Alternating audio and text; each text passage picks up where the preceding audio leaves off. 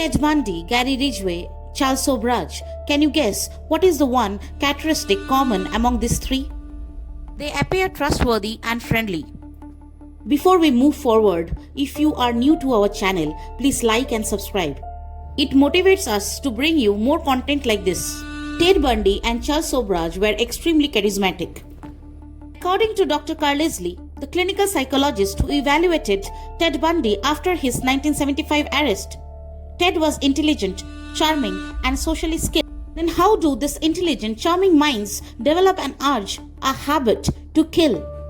What is that line of consciousness which once crossed can never be crossed back again? These criminals often had superior IQs, yet psychologists found that emotional indicators such as anxiety and depressions were surprisingly minimal.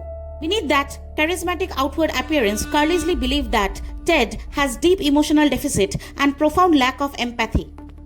And do you know what is even more dangerous? They often did not consider themselves as guilty, yet they took responsibility for their killings.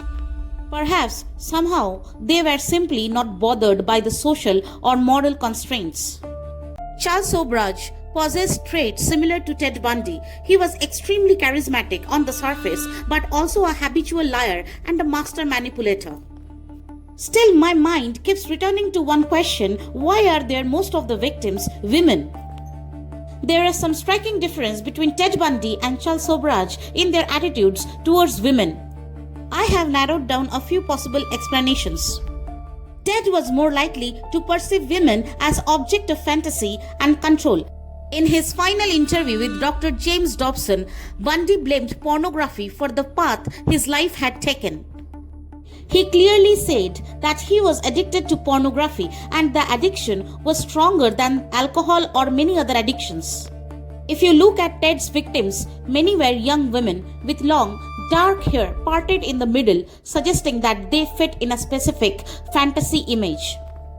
For Ted, the victim was often less a person and more a character in the fantasy he wanted to act out. Charles' crimes were different. He targeted travelers and many of his victims were young women. He often targeted women who had money. Unlike Bundy, there is a little evidence that sexual violence was the central driver behind his crimes. For Sobraj, women were often chosen because they were accessible, trusting, and useful to his schemes rather than because of a specific sexual fantasy, mostly benefiting him financially, frequently engaging in theft, fraud, and robbery. He also appeared to enjoy a sense of superiority over his victims. Gary Ridgway frequently targeted sex workers. His desire for sexual access without emotional involvement contributed to his crimes. His psychology appears more practical and predatory. Who can I control with the least risk? Somehow, all three viewed women more as objects, people who were easier to control, manipulate, or dominate.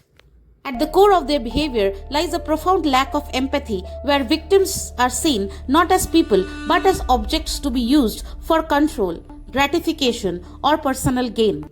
Thanks for watching the whole video. If you like our content, please like and subscribe.